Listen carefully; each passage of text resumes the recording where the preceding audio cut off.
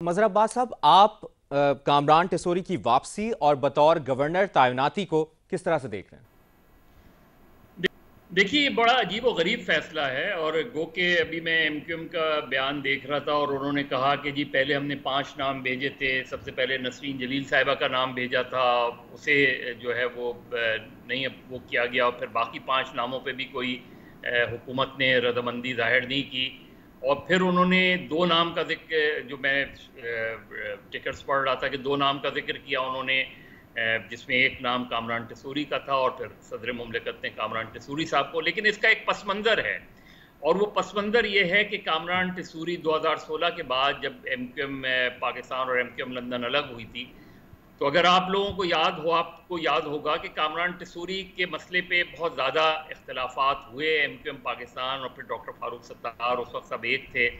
लेकिन फिर उसके बाद कामरान टेसोरी के ही मसले पे फिर फारूक सत्तार और एमक्यूएम पाकिस्तान में अलहदगी हो गई।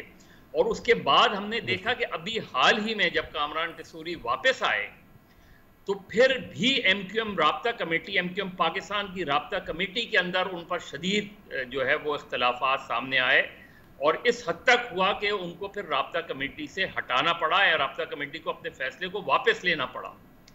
अब किसी ऐसे शख्स को जिसके बारे में इतना तनाज़ा हो, उसको ये कहना कि एमक्यूएम पाकिस्तान की सिफारिश पे गवर्नर बना दिया गया, ये मेरा ख्याल है हमारी सियासत की बेचारगियां हैं।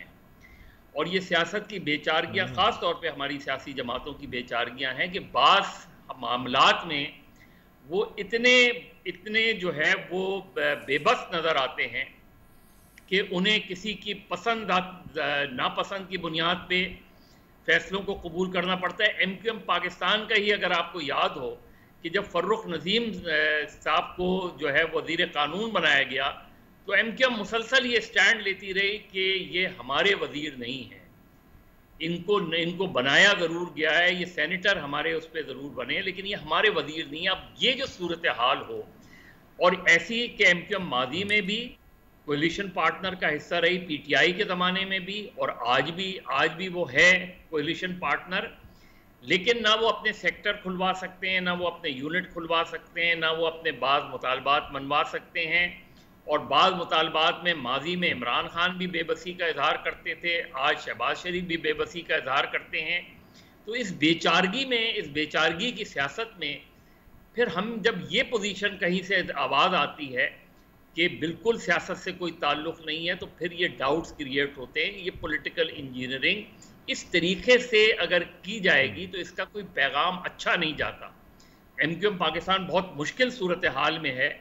लोकल बॉडीज़ इलेक्शंस अभी आने वाले हैं, उसमें पता चल जाएगा कि उनको किस हद तक पजीराई हासिल है। लेकिन इस फैसले ने बहुत से सवालात खड़े कर दिए हैं।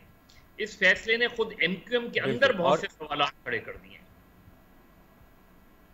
यही बात मजहर साहब, और जिस तरह कामरान टेसोरी साहब की तो वापसी भी हुई और बतौर गवर्नर तैनाती भी हो गई है, फारूक सत्तार साहब का मुस्तकबिल आप क्या देख रहे हैं? क्या उनकी वापसी होगी या वो क्या फैसला ले सकते हैं?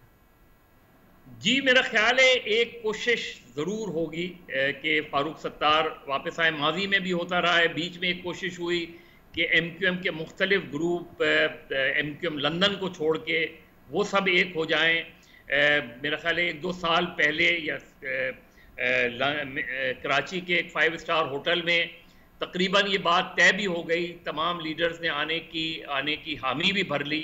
लेकिन फिर यकायक जो है मुख्तलिफ जगहों पे कॉल्स गई और उसके बाद वो कॉन्फ्रेंस नहीं हो पाई। अभी हाल ही में भी कोशिश की गई थी कि जी पाक सरजमीन पार्टी, महाजर कौमी मूवमेंट, एमक्यूएम पाकिस्तान और डॉक्टर फारूक सत्तार का ग्रुप, ये सब एक हो जाएं। लेकिन जहां पार्टीज़ के अंदर और ग्रुप्स के अंदर जो है वो ज़ाती मामलात हैं और इख्तलाफात हैं, वहाँ जो ये आउटसाइड इंटरफेरेंस नज़र आती है हमें, यानी एमक्यूएम पाकिस्तान जिस वक्त पीटीआई के साथ थी, उस वक्त किन शराइत पे थी और किसके कहने पे थी, और जब पीटीआई से निकली जो है अदम एतमाद की तहरीक के वक्त, वो किसके कहने पे निकली। तो अगर कहनों पे, किसी के कहने पे पार्टी बनाना और किसी के कहने पे पार्टी निकालने का अमल जारी रहेगा, तो पाकिस्तान में सियासत ना मजबूत होगी, ना मैच्योर होगी, ना डेमोक्रेसी आगे बढ़ेगी।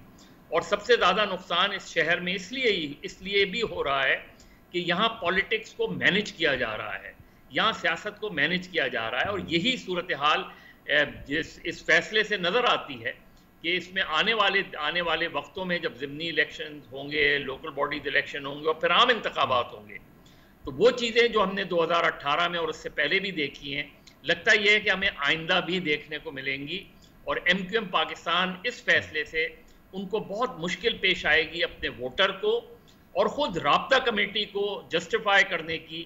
اور مجھے جو ہے میں اس چیز کو رولڈ آؤٹ نہیں کرتا کہ رابطہ کمیٹی کے کچھ ممبران نے اس فیصلے پر بڑی شدید غم و غصے کا اظہار کیا ہے کہ اگر یہی سب کچھ کرنا ہے تو اس سے بہتر ہے کہ ہم اپنی دکان بند کریں. یقین طور پر یہ بہت سے سیاسی حلقوں کے لیے کافی حیران کن بات تھی.